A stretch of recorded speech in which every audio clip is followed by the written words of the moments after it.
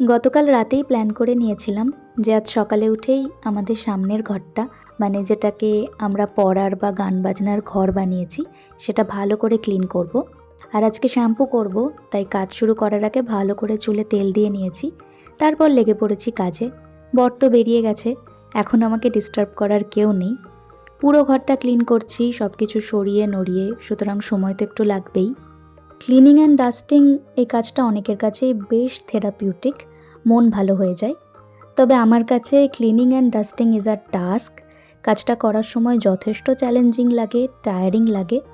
তবে হ্যাঁ, আগে থেকে প্ল্যান করে নিলে বা হাতে সময় থাকলে আমি এই সো কল্ড বোরিং চ্যালেঞ্জিং কাজটাকে মোটামুটি এনজয় করতে পারি। আমার জন্য ভীষণ থেরাপিউটিক এটা বলবো না, তবে আমি আমার মতো করে চেষ্টা করি। কারণ পরিশ্রম করে পরিষ্কার করার পর যে রেজাল্টটা পাওয়া যায় সেটা উপভোগ করতে কার না ভালো লাগে।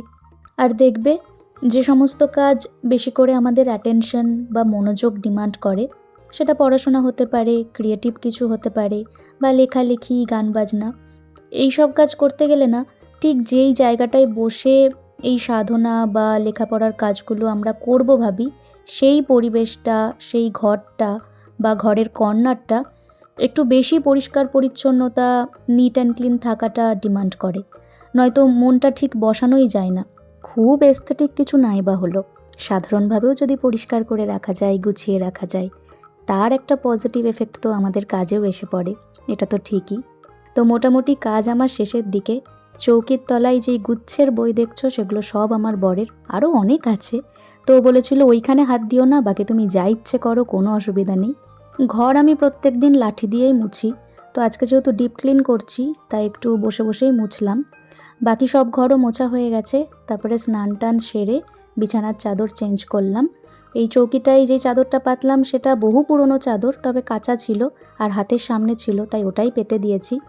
আর পরিষ্কার হয়ে যাওয়ার পর কার না ভালো লাগে, দেখেই ভালো লাগছে। স্নান টান সেরে একটু ঠাকুর প্রণাম করলাম, আর এই ঘরেও দুটো ধূপকাঠি ধরিয়ে দিলাম যাতে ভালো একটা স্মেল আসে।